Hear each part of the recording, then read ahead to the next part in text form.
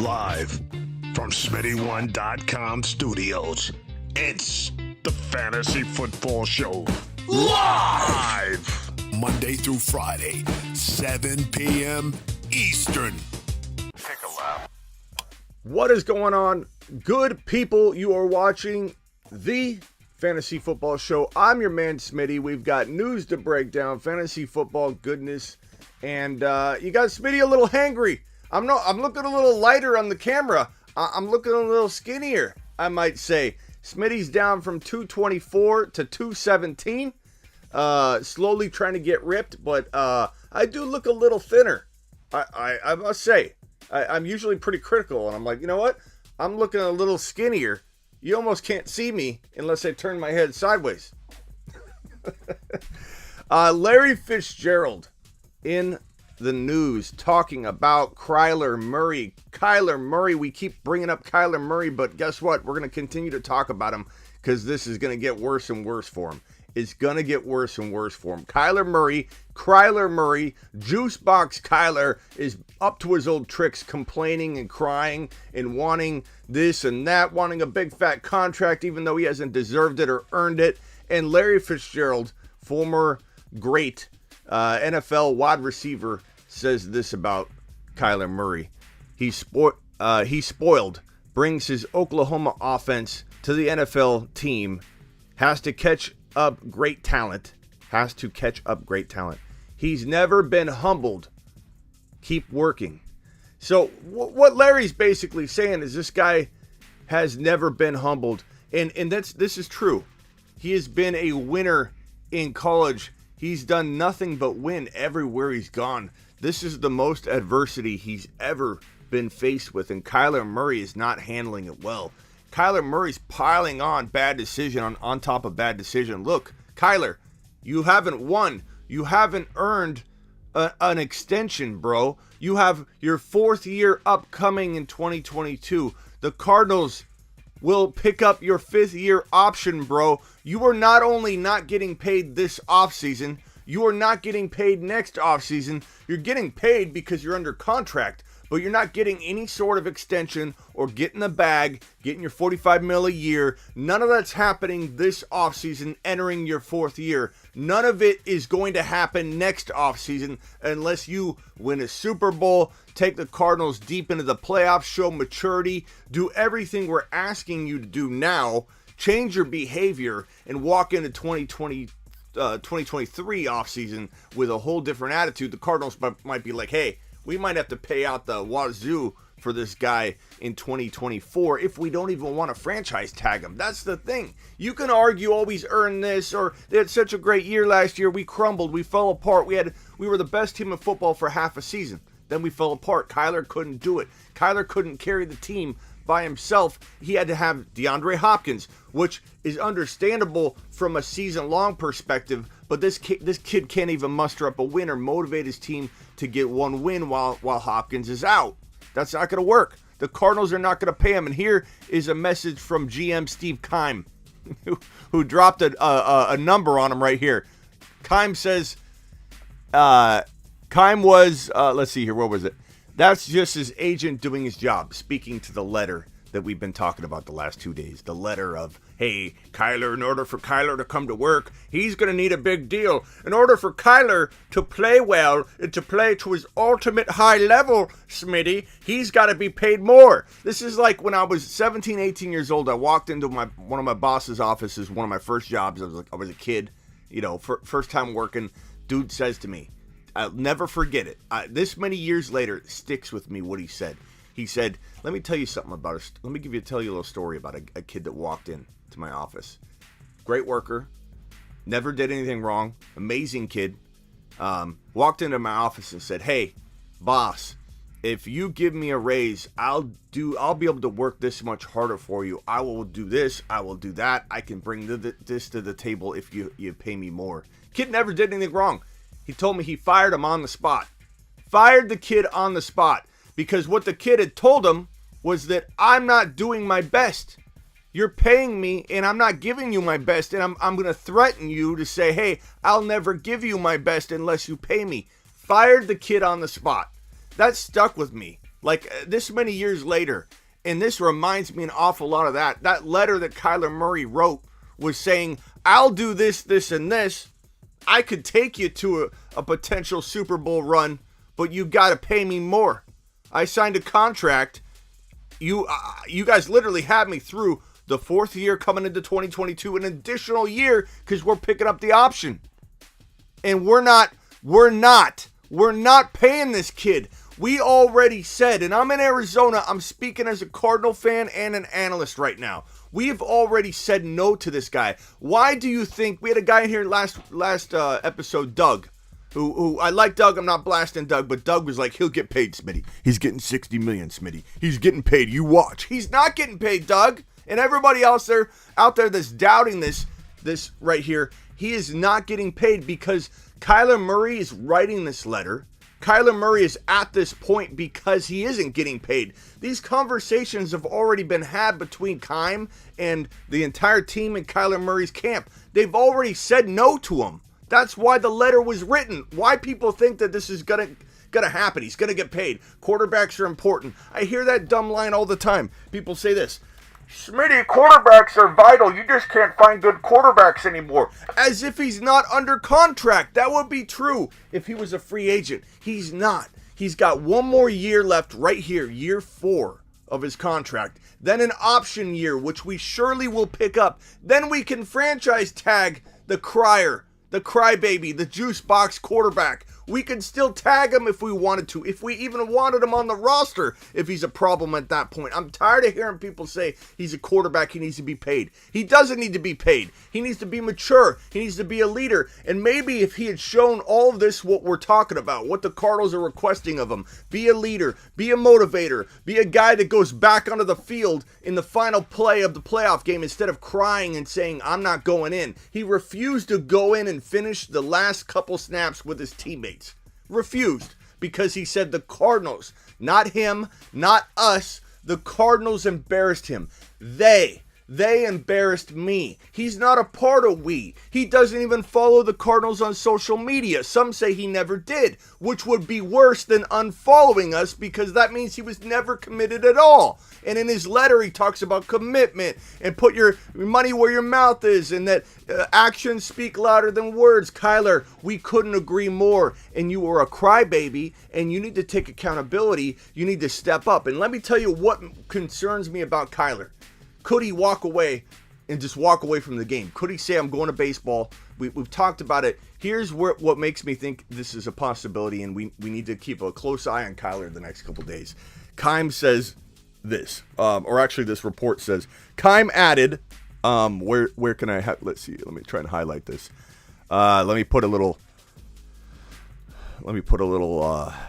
red line here so you can follow along. Right here, Keim, where is it?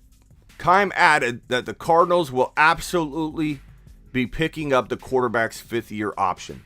Does anybody even understand what that means? That means they're saying, we're not paying you this year, and we're probably not paying you next year because you're already under contract, and we have an option on you. We have an option on you that we're picking up. Him saying this right here, this report at least, Keim added that the Cardinals will absolutely be picking up the quarterback's 5th option.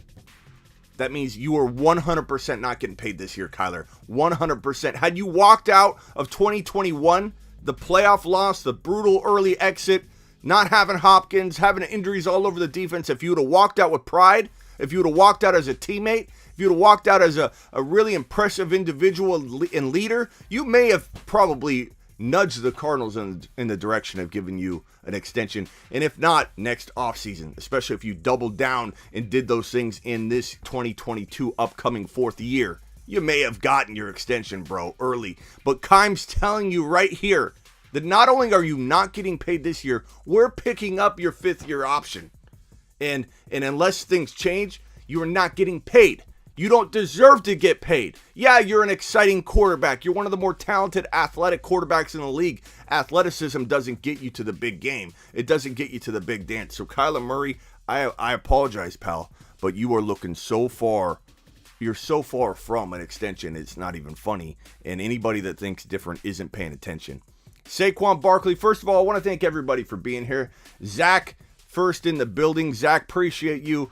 Okafor, second. Matt is third in the building. Kenny Powers is fourth. Swaggy is fifth. Jared, Saklan, James, and Mealy, and Matt, and Philip, and appreciate all you for being in here. Barkley, this is an interesting one from a fantasy perspective.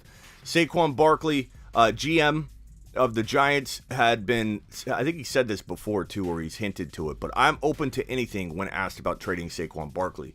Now, Saquon Barkley is an interesting player to talk about because he's suffered a lot of injuries over the last couple of years. Some might say they're fluke, like ACL and ankle, but I beg to differ. This is a very, very injury-prone player, a guy that I'm staying clear of unless he falls to absolute magnificent value that's got all the risk baked into it. This guy is a total avoid until he proves otherwise. The sad part is we may never see Barkley return to his former self. We may never see Barkley return to like a top 5 running back or a top 5 overall pick. Maybe he becomes a second rounder. He could even climb to the top of the second round in terms of value if all goes well, if he stays healthy, especially if he gets traded into a good situation. But until I see him traded into a good situation, until I see him play a healthy year, or at least half of a year, and I might be willing to trade for him or something, I'm not going near him because this kid is very, very prone to getting hurt, and he plays so aggressively. He sacrifices his own body, which is a good thing. I admire it, but he is very, very prone to injury, partly because of the way he plays, partly because of how much, I know this sounds crazy to a lot of people that don't dig deep into injuries and stuff, but he's almost too strong in the lower body to support the kind of cuts and abuse that he puts on his ligaments. So when people say, oh, that's crazy, be too strong, his quads, his torque, when this man cuts, it's your ligaments don't grow, your ACL doesn't grow, your LCL, your MCL, all that stuff doesn't grow. This dude cuts with tremendous torque, and he puts himself in vulnerable spots. Even when he sprained his ankle last year, he was literally putting himself in that position because he was trying to run and get the extra yards. He was like this close to his own lineman, stepped on ankles. Everyone could say that's a freak injury, that ankle injury. It wasn't. If you watch the play, if you watch how he plays, he tries to get every extra inch, not even every extra yard, every extra inch. And with being as injury prone as he is, he puts himself in positions where he's not prepared to take that hit or take that step. And that's what causes a lot of injuries with these guys that have this massive amount of torque and momentum going in one direction, and then boom, tear an ACL. You plant wrong. This guy is 100 miles an hour, and it would be okay if he didn't have the injury history, but it worries me every time he touches the field. So I'm going to stay clear of him. It's interesting to think about what teams might poke around at acquiring him. The Niners have been talked about, but I don't know that the Niners are going to give up enough, nor do they want to spend that much on a running back. You've got Eli Mitchell coming off an amazing year. You've got Raheem Mostert probably being able to be brought back at a very cheap price, I'd imagine, because I don't think he'll find that the market's there for him. There's just no reason for the Niners to make this trade, and the Niners don't need that running back. They're a system-based, running back situation where it doesn't really matter who it is, Wilson or Mitchell or whoever, they're going to produce, especially when you get Trey Lance in that offense. Keeping defenses honest and having somebody spying and monitoring where Trey Lance is on the field at all times, that will pull a defender from the box. That will make it to where literally the rushing lanes open up just that much more for whoever's running the football in San Francisco in 2022. I venture to say that the running back, not including Trey Lance's rushing stats. I'm not talking about team stats. Those will surely go up by a ton. I'm talking about just the running back. Let's use Mitchell as an example. Mitchell's yards per carry will probably go, I would say, almost a full yard per carry more, or at least half of a yard per carry to a full yard per carry more in 2022 because of the presence of Trey Lance and what Trey Lance does for this offense and how he's going to spread out defenses. You're going to face different defensive schemes. You're never going to face the same defense again.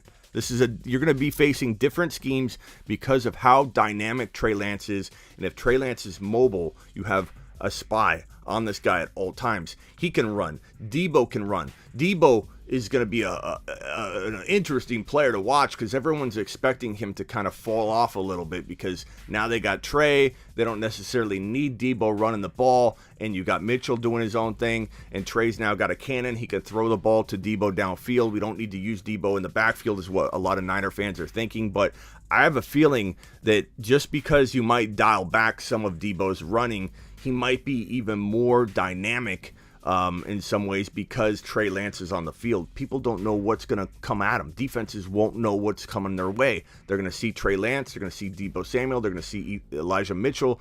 You got Kittle probably being used more this year than last year. It's going to be tough. Does Trey even start? But why wouldn't he, Matt? You talking about like because there's talk about Jimmy G not having a trade market. Jimmy G will probably be released because it's $27 million that the Niners can't afford to hold on to. Sure, he could potentially restructure, and that will be a bridge we cross if that bridge presents itself, and I will lose my mind if Jimmy G's even on the roster. But it wouldn't make a lot of sense. Not that Shanahan won't do things that doesn't make sense, but it doesn't make sense to have a $27 million quarterback when you have all these free agents you got to retain. And if you're saying Trey Lance is going to get beat out by Jimmy, that's not going to happen. So he is the man. He is the myth, the legend. Trey Lance is going to be king of the NFC. Just wait. Matt says, I'm praying, Smitty. I'm all in on Lance. Don't worry.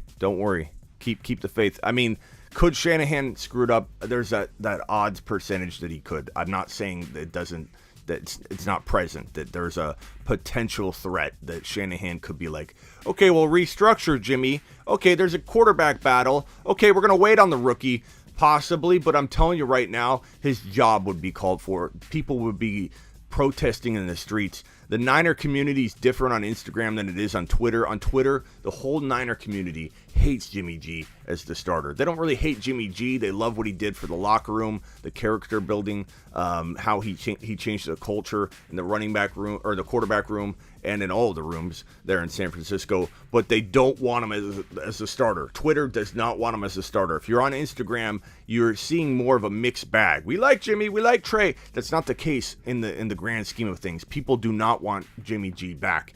And if that even comes across the news desk, bro, people are going to just light up Shanahan. And I will say this right now. If Shanahan doesn't start Trey Lance in week 1, he should be fired immediately. And I have had some hard stances on Shanahan before where I've come a little strong and haven't given him a chance to rebound or whatever.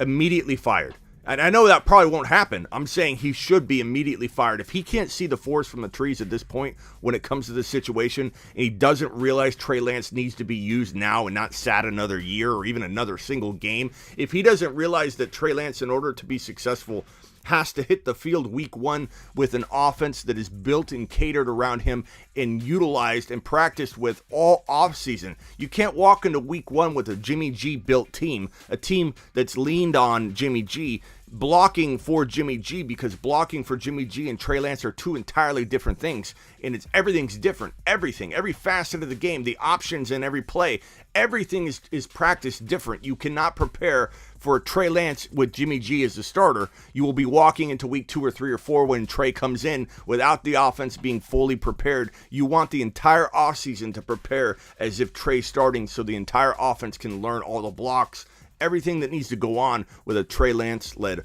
offense. That's why Shanahan would be fired, in my opinion, or should be fired, if he does not start Trey Lance. Oh, God.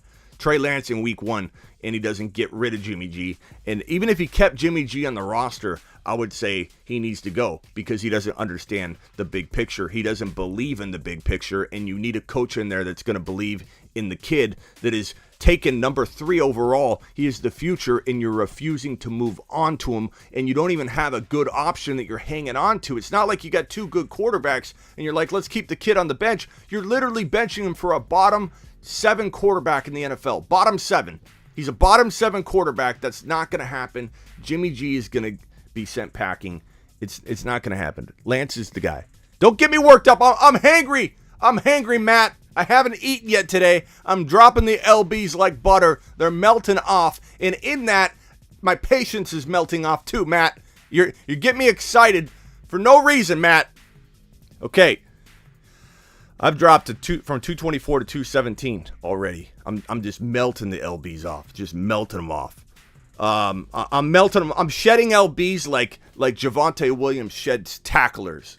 Just one after the other, just throwing them off. And we've got Javonte news that's going to probably get me angry. Matt, you don't need to apologize. I'm just letting you know why I'm yelling. Why I'm yelling, Matt, is not because of you. Aaron Rodgers is supposedly, potentially, his camp in negotiation talks with the Green Bay Packers. We'll see where this goes.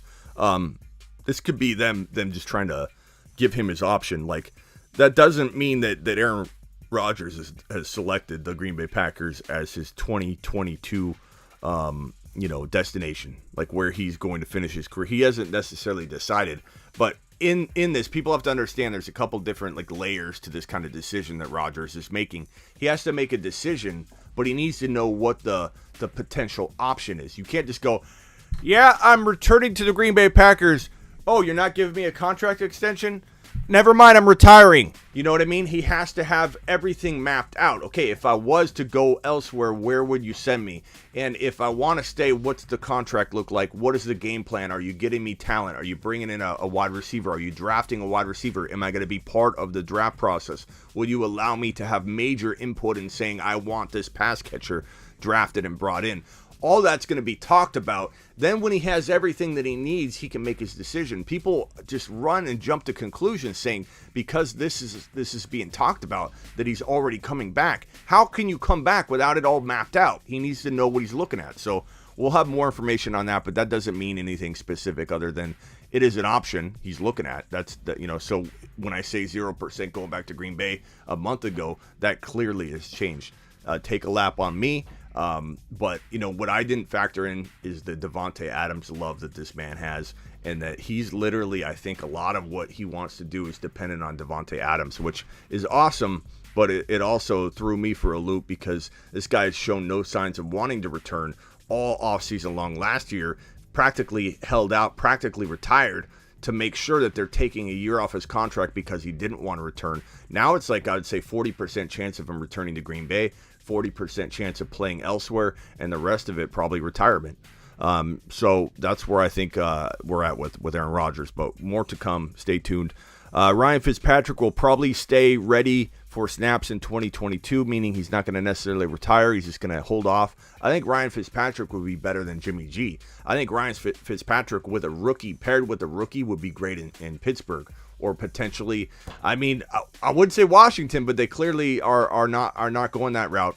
But I think if you put Ryan Fitzpatrick in Pittsburgh, you give him a rookie to groom, this will be a great place for Fitzpatrick, I think, in Pittsburgh. So we'll see how that works out. Here's another guy that might have Pittsburgh Steeler consideration, but this kid, everyone is enamored by his workouts. We've already talked about it. I don't even have my football with me, but he's bouncing all around. He's not smooth at all. It looks like ants in his pants or bees swarming him while he's working out. Just bounce. It looked like on the treadmill. I don't know if you guys saw him on the treadmill. He looked like Kramer from Seinfeld jogging on the treadmill. And everyone's like, look at this man. He's already running after his ACL tear, which was not that long ago. Look at him like a smooth gazelle. But all I see is Kramer running on the treadmill from Seinfeld. I don't understand the allure this guy has from everybody's analysis and perspective. Like, look at this kid. He's an athlete.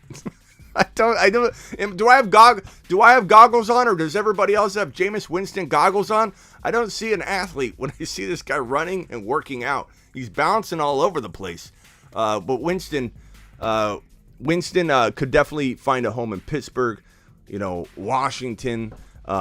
Bruce Arians, I have something here on Bruce Arians somewhere where he talks about him not being a fit. I don't know if I put it on screen.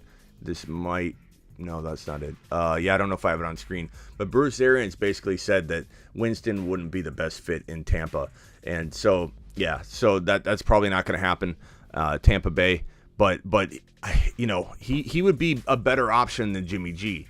Jimmy G's coming back from shoulder surgery and a finger injury and just not being a good quarterback. Like, give me Winston, who is coming back from an ACL tear, over a hurt Jimmy G. I'm sorry. I think teams are far better off with Jameis Winston, which is why Jimmy G will probably get cut, I think, more than traded. but all it will take will be a 3rd-round pick or a 4th-round pick, and a team might be willing to take on his cap hit and everything. I think Jimmy G's contract is 27 million, so it's not an easy number to swallow, but I think a team might do it that is not so much worried about this year's cap, and they have the room for it. They could take the 1-year hit, draft a rookie, groom the rookie. So that's why I think Jimmy G could still get traded. But I said from a while ago, and on the Quad Box, I got made fun of by everybody there when I said Jimmy G could get released. And everyone's like, oh, we're getting a 1st-rounder. Everybody's so blind inside the 49er community, which I love. I love my Niner community. I love my Niner followers, but they are a little blind sometimes. And that's okay. That's okay. A lot of people are blind to their own passion. I get it. But Jimmy G might get released because he's $27 million. It's not like everyone says, oh, somebody give a 2nd-rounder for him, Smitty. You're not giving a 2nd-rounder for Jimmy. You're giving a 2nd-rounder and paying $27 million for the year. So it's a little bit different. It's like getting kicked in the nads twice. You get kicked in the nads, here's the draft pick. Then you get kicked in the nads, here's the contract. It's not the same. If he gets released, then he can be had much cheaper. And a team's much more willing to make a team-friendly deal with him. And a team's really willing to take the risk on missing out on Jimmy G. Like, if they don't trade for Jimmy G now to 3rd-round pick, what's going to happen? Is the world going to end? Is everything going to, all the lights going to turn off? Like, does football close down? No. Their teams are willing to take the chance that he gets released. Like, if I miss out on somebody trading for Jimmy G for a 2nd and taking on $27 million, oh God, I'm going to lose sleep over that. Every team's going to go, let's see what the Niners do. I'll take the chance if they cut him, and then I can come in and get him cheaper. And if I miss out, guess what? I don't miss out on all the other QB movement. No one's committing to Jimmy G at $27 million this early on in the free agent process because it'll close the door on the potential bringing in Winston or Carson Wentz when he's released and if he's released, or bringing in this player or that player, or the Aaron Rodgers sweepstakes, or the Deshaun Watson sweepstakes, the Russell Wilson sweepstakes. Nobody's going to be in a position to or want to be in a position where they jump early on the first quarterback, Jimmy G. They give up a boatload. They're paying $27 million, laughing stock of the league by doing that. And then on top of that, they have to watch the quarterback free agency play out and go, God, we can't play. It's like when you spend all your money in an auction draft on 2 players, and then you watch the whole rest of the auction. You can't participate because you blew your load on 2 players you weren't even that excited about. You just kept saying $87, $88. And then, boom, you overspent, and now you can't participate in all this great talent's going off the board. No team wants to watch all the other QB movement happen and be committed and not be able to participate. So it's not going to happen. Tom Brady, Bucs GM said, you always leave the light on for a guy like Tom Brady. I got news for you, pal. I'm sorry I'm hangry. I'm sorry I'm going to deliver this message with non-love. But, bro, if Brady's coming back, it ain't to be a buck. Are you out of your mind? GM of the Bucs leaving the light on for Tom. Tom ain't coming back to the Bucs. Your team's falling apart. If he comes back, you're trading his rights because he demands it. And that's just that. That's what Tom Brady does. He tells you what he wants, and then you do it. And if you think he's coming back to the Bucs, dissolving from the core, AB, Godwin, everything falling off, retirements, this guy is not coming back to the Bucs. Leave the light on for Tom Brady. Is he out of his mind? Is he out of his mind? This news irks me. Smitty going on a rant.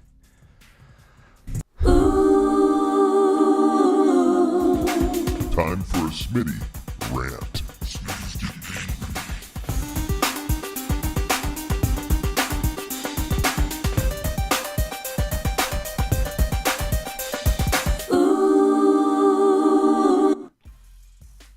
I've had it. I've had it with Melvin Gordon.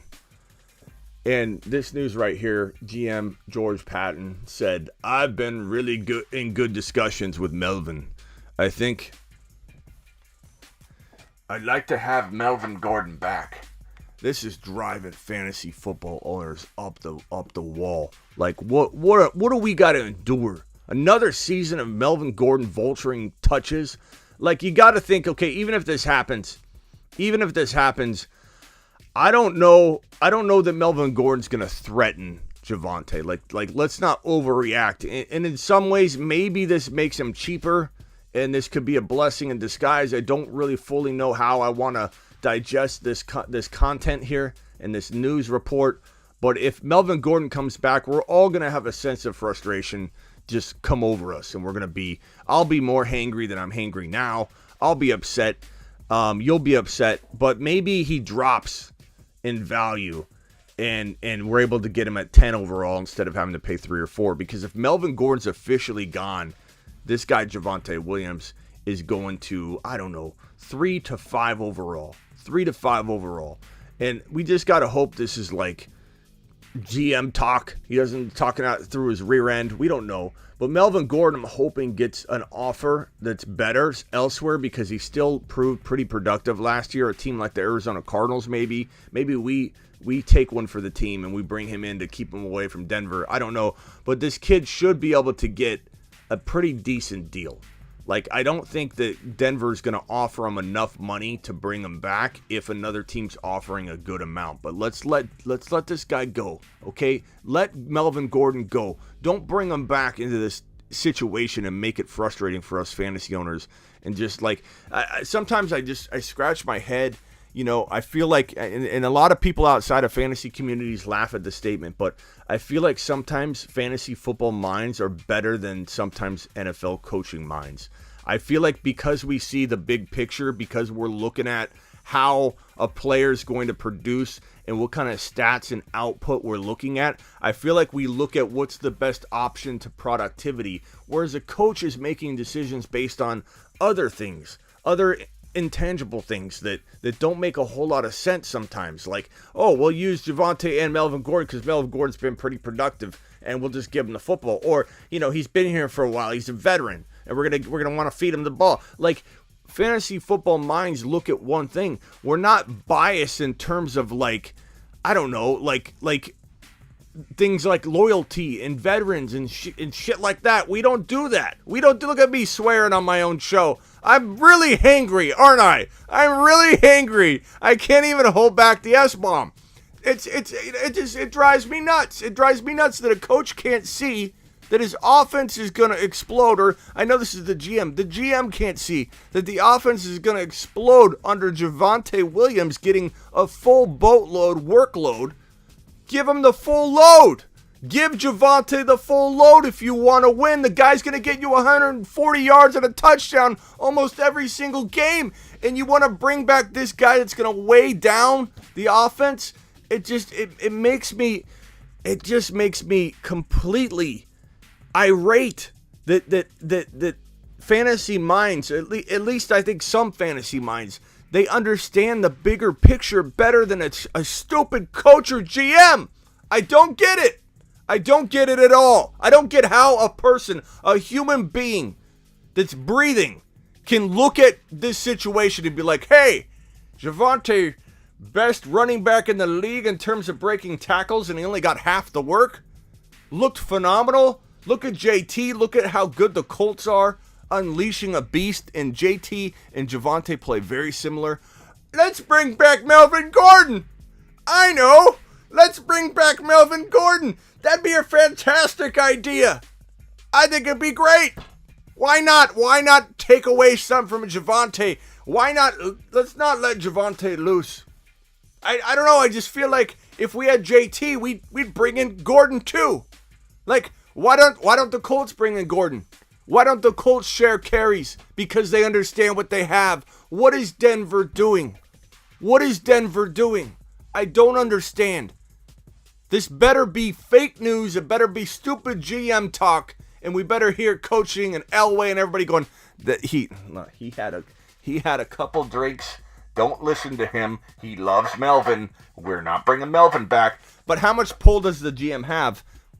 I don't know what's going to happen here. He's had talks with him. Don't have talks with Gordon.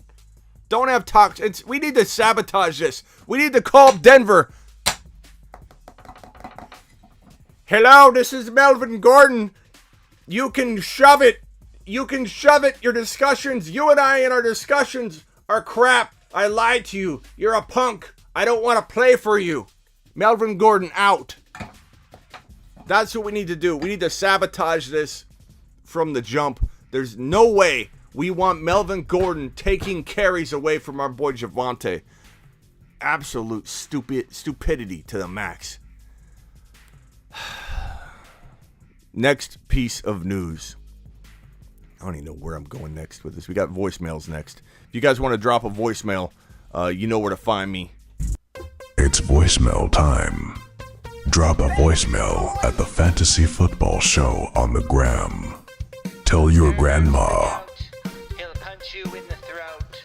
Drop a voicemail on Instagram at the Fantasy Football Show, and I will get to you. And, of course, my voicemail crew. I have a special chat full of people.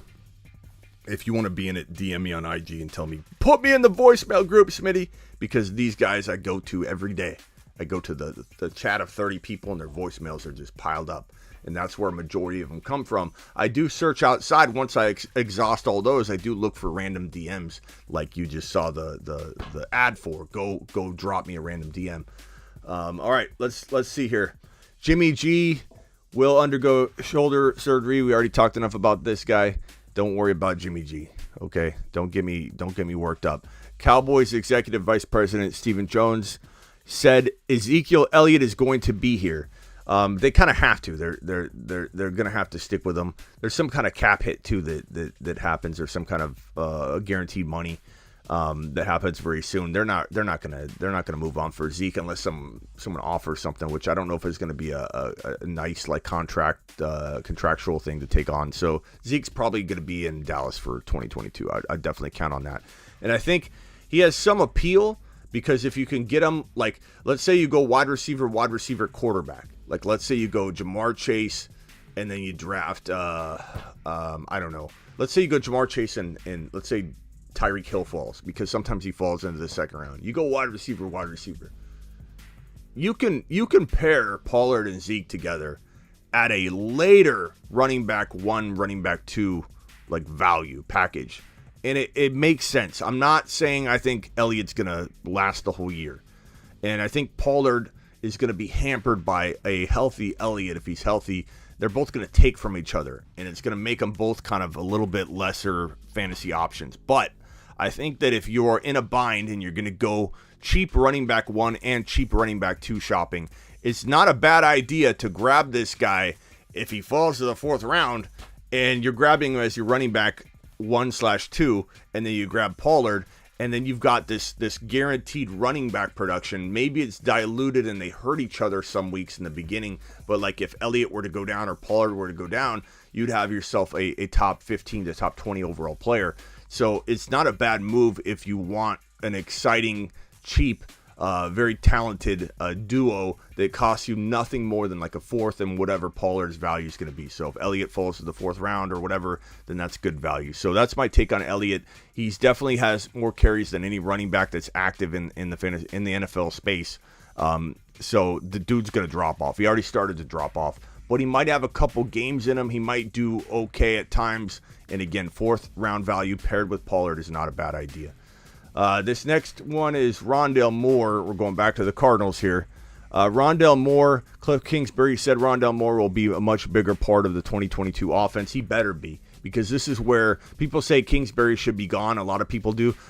I defend Kingsbury sometimes, and I say, hey, give him a shot. He won. He went undefeated longer than any team in the NFL last year, and then got hit by massive injuries. So if you're going to judge him, give him another chance, because he literally was struck with injuries that no team could have recovered from. So I want to say Kingsbury deserves one more shot. But one thing that makes me angry, and when I hear this, or when I remember it, or I review it and I look at his stats, this is partly why I do think Kingsbury is at risk of being gone, is to not utilize a guy of this talent. Rondale Moore could have looked like Elijah Moore at the end of the year had Rondale Moore been used properly. He could have looked that good. Exciting young sophomore receiver coming into this coming year because of what he did as a rookie. And he didn't use him. And he had an opportunity to use him. He could have been utilized. We had Hopkins go down, and we didn't utilize Rondale Moore. We didn't put Rondale Moore in a position to kind of take place of Hopkins at times and help Kyler Murray.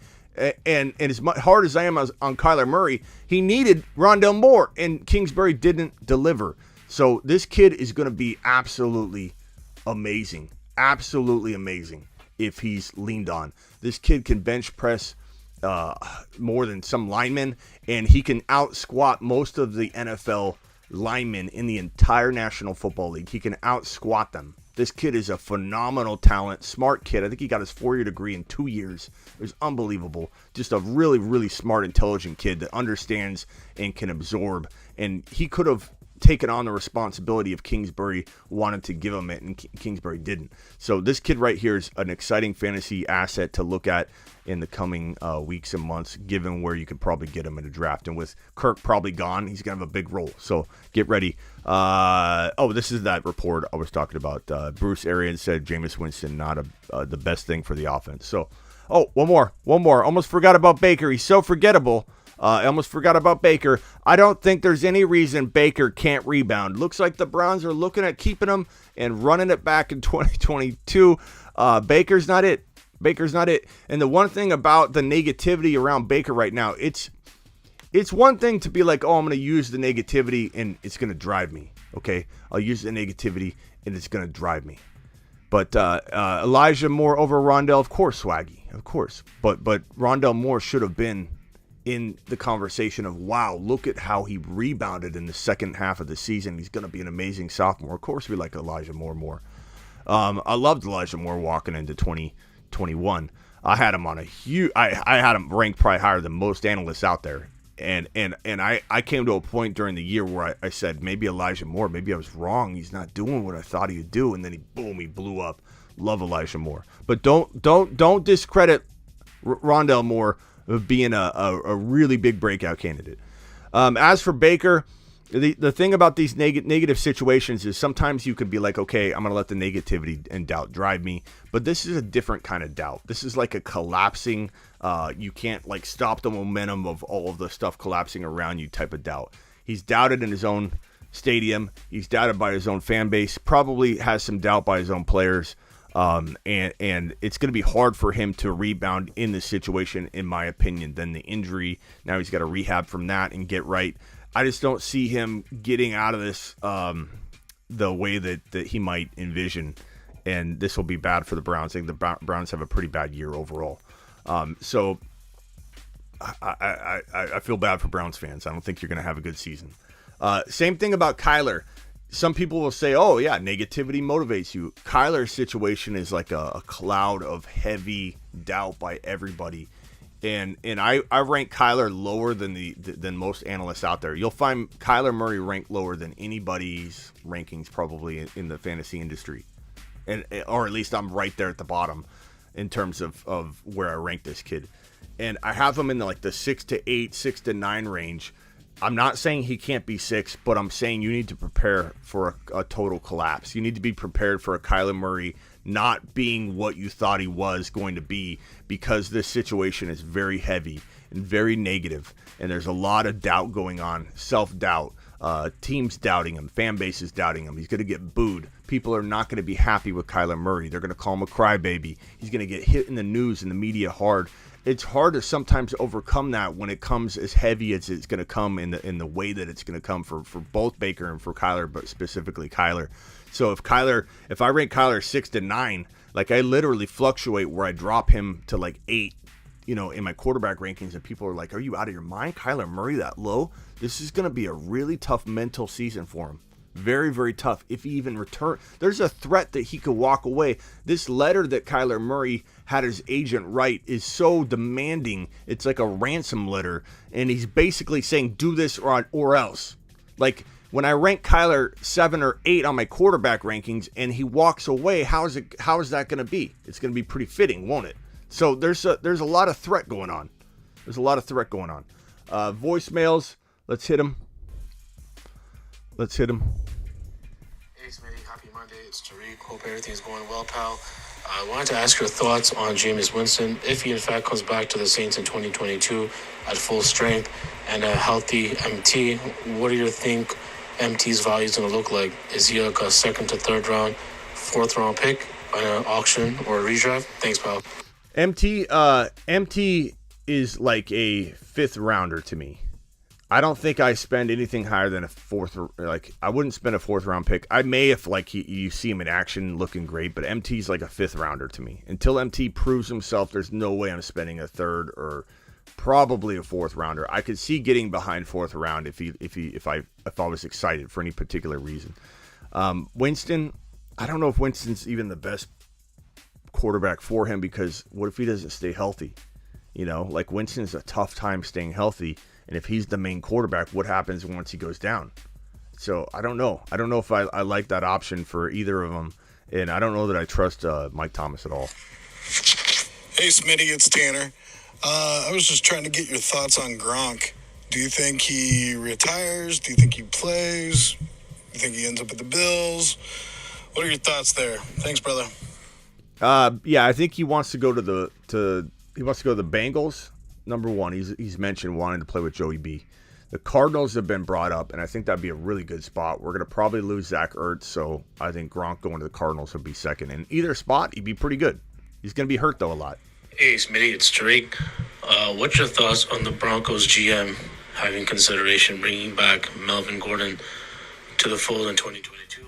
So, how is that going to affect Javante's outlook for 2020? So we already hit that, Tariq. I'm sure you heard, and I went on a rant on that, so there's definitely a lot of content on that. Appreciate the question. Yo, Smitty, I got Trevor Lawrence actually as one of my breakout players this year, maybe top 10, top 12 quarterback.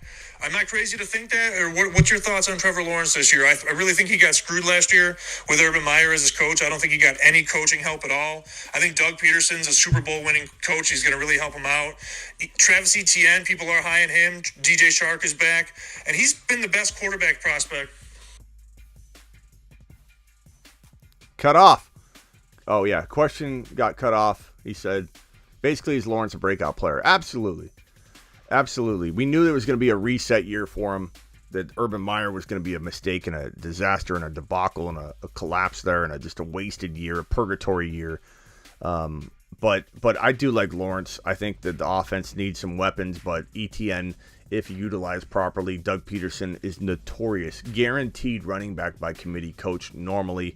Maybe ETN's so valuable as a pass catcher that maybe he does get half the work at running back, but plays a lot of wide receiver even when the other running back's on the field. So there's a shot. I really do like ETN this year. You just got to draft him smartly.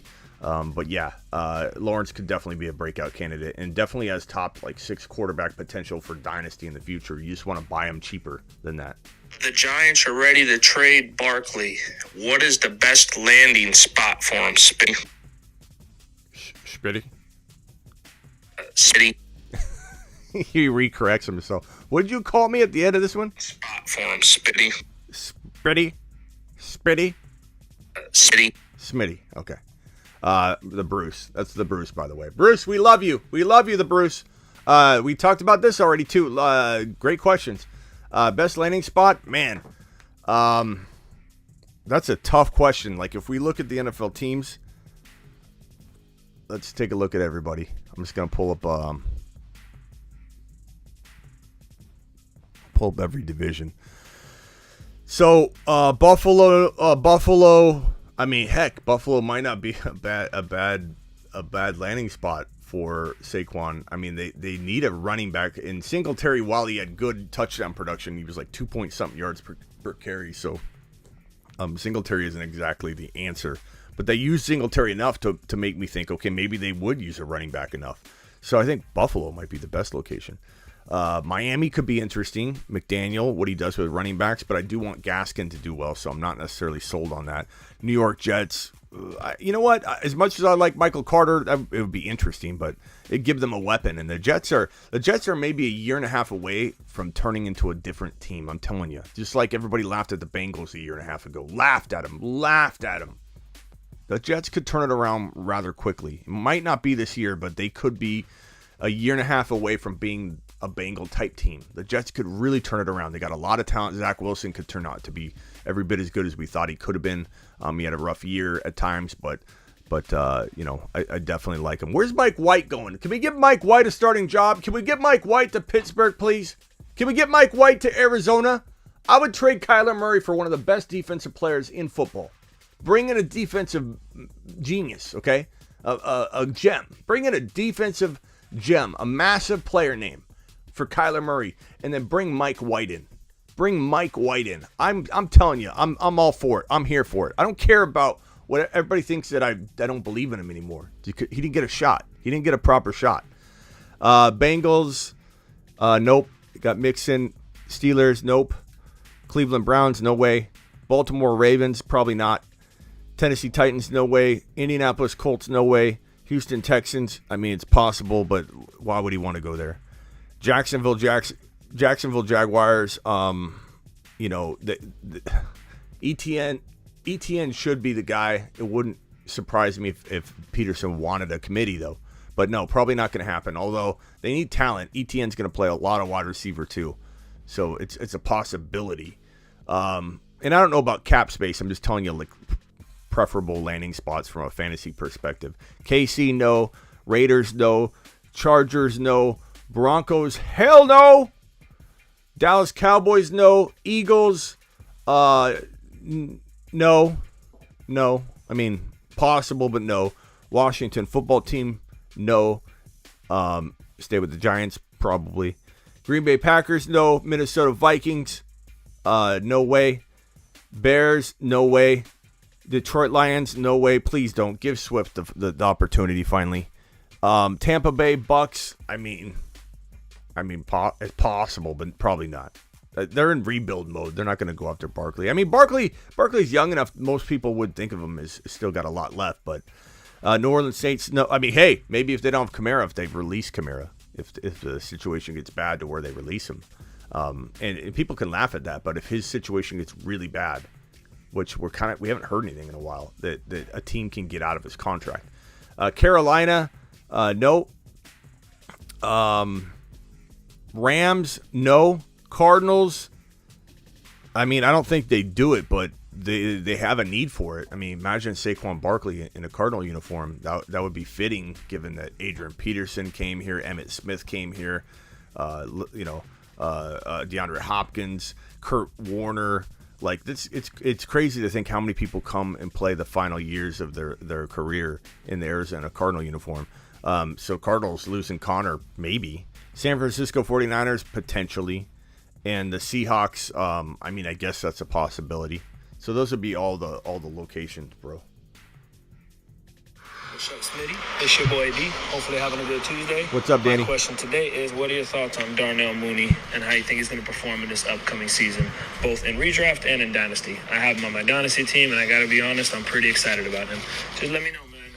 Keep up the great work, bro. Thank you, Danny. Darnell Mooney. I like Mooney. I think Mooney could be a really good low-end wide receiver 2. I don't think we'll ever expect wide receiver 1 fantasy numbers, but he certainly could be a wide receiver 2 in fantasy. He definitely could be, but buy him at the right price, and people doubt him enough. Hey, Smitty, I know you may have discussed it several times before, but I need like a deep, kind of true answer to A.J. Brown. I remember I sent you like my team and who you would draft. You told me to go with Chase, Allen, A.J. Brown, and King Henry, because that was the people I would take for next year. But what do you think of A.J. Brown? Is he too inconsistent? Is he going to stay healthy? And I hope he gets the targets, but things just weren't clicking. I don't know if Ryan Tannehill just isn't the answer, but just let me know, dude. I appreciate it. I mean, I see him as a second rounder. I don't see him as a first rounder, like wide receiver, where we're talking about like Debo being at the turn picks. We're talking about Hill and Adams, if A-Rod returns, and Chase and Jefferson and Kupp. Those guys, naturally, a couple of them are going to get bumped into the second round because I think only 4 or 5 wide receivers, even this year with people being so turned off by running backs last year, I still think we could potentially be looking at 3 or 4 wide receivers in round 1. That forces a lot of those guys I just mentioned into the top of round 2. A.J. Brown's after those guys. So I think you're drafting him at a pretty safe place. But is there risk of knee injuries and stuff? Yeah. I mean, he kind of has a big – he kind of is one of those guys that feels like he's rarely going to play 17 games. He feels like he's going to play 14.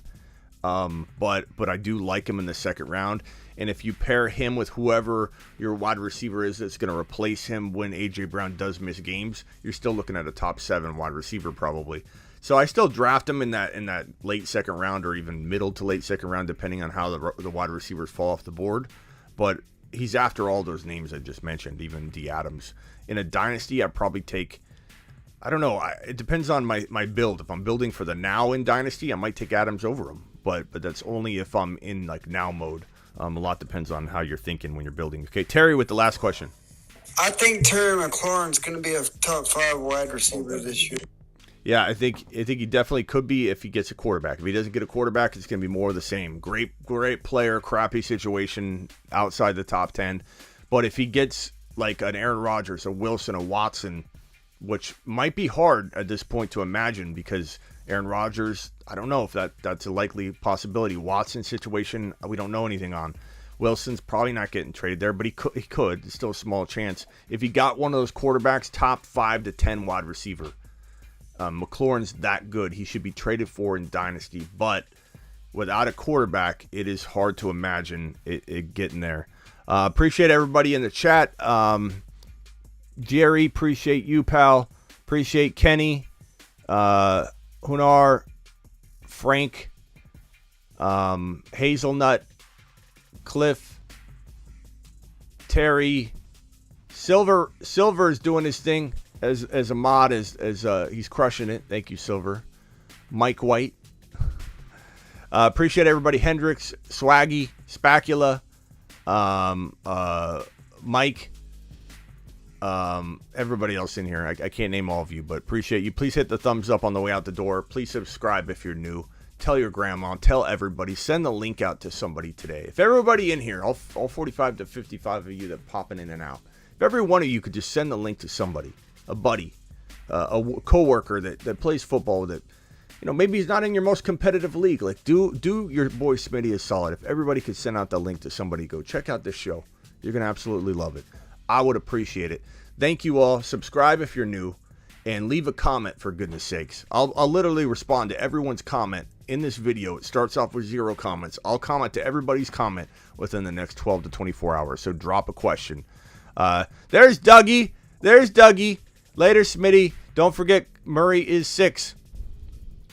You mean 60 million, Dougie? Dougie. Poor Dougie. Dougie, didn't you just see the report today? Keim, the GM of the Arizona Cardinals, Dougie, said that we're not going to give him money, and we're picking up his 5th-year option, Dougie. That means we're not paying him this offseason for sure, and we're letting him know we're picking up your option, bro, unless some major things change, Dougie. Okay, Doug? Appreciate all you. Comment. Leave a comment.